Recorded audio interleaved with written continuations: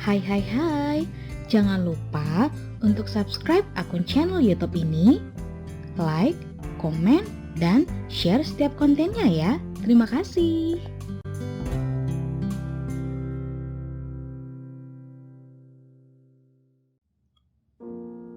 Tidak ada yang aneh pada lalu lintas di hari yang cerah itu. Jalanan ramai seperti biasa. Orang-orang lalu lalang dengan kesibukannya masing-masing.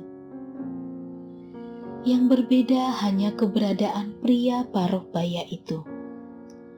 Berdiri di tepi jalan dengan lesu dan kesedihan mendalam yang tidak bisa ditutupi dari raut wajahnya. Tubuh tegapnya menunjukkan usia awal 50-an. Tapi kerutan yang menggores wajahnya, lingkaran di bawah matanya, serta kulit wajahnya yang mengendur membuatnya tampak lebih tua dari usia sebenarnya.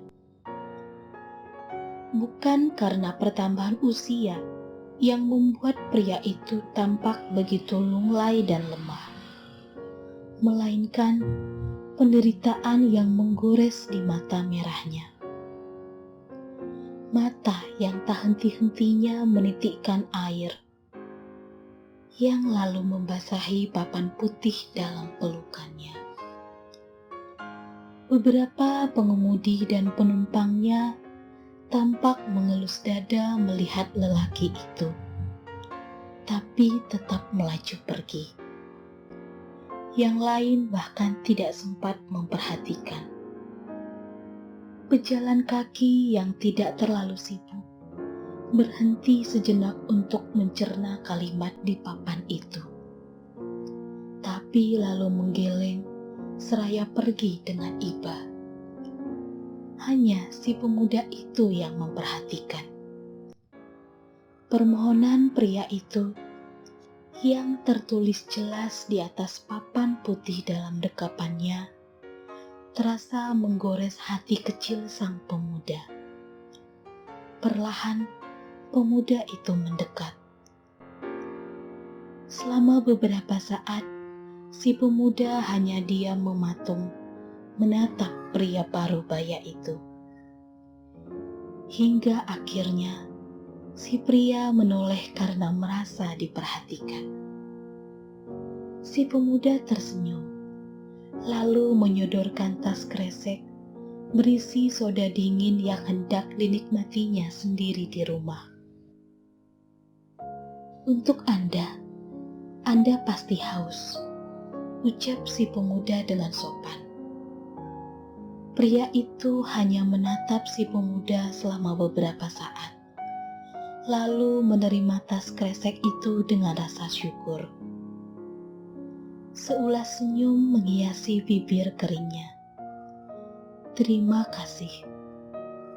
Pemuda itu mengangguk sebagai jawaban.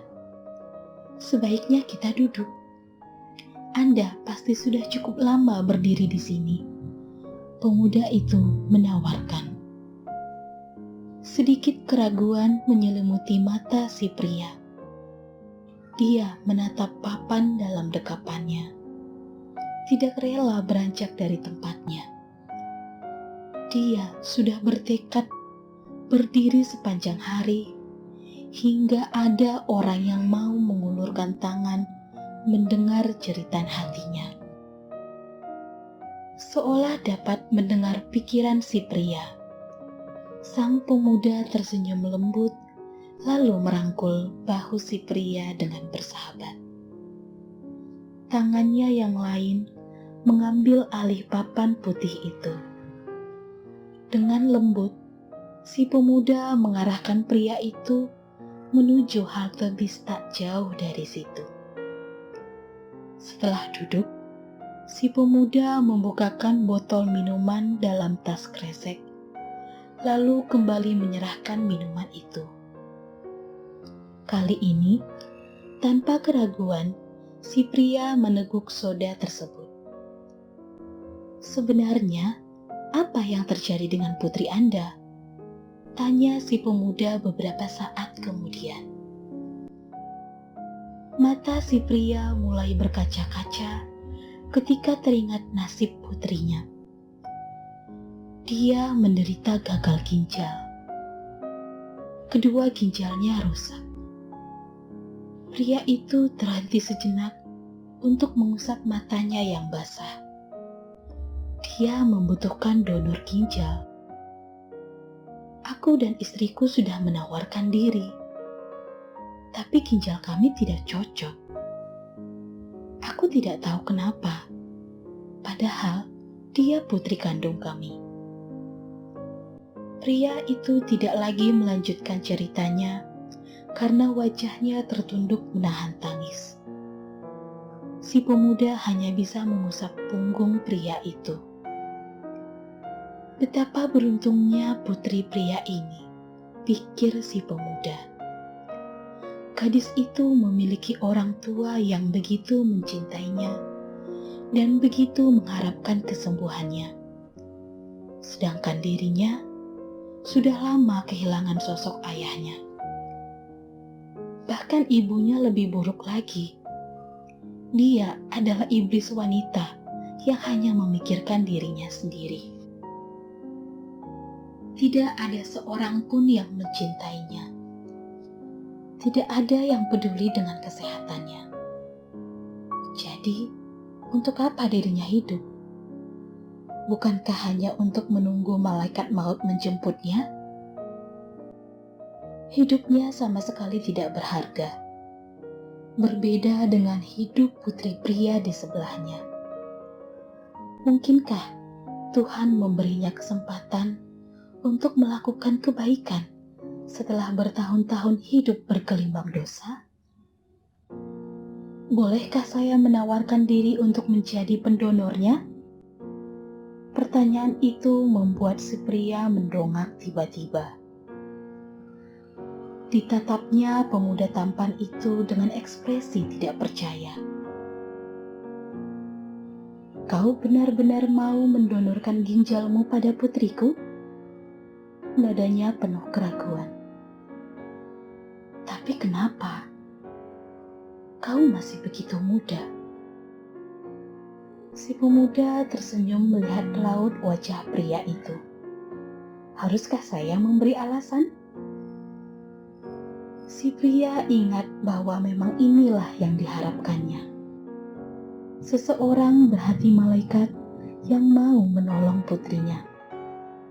Seharusnya dia tidak perlu menanyakan alasannya.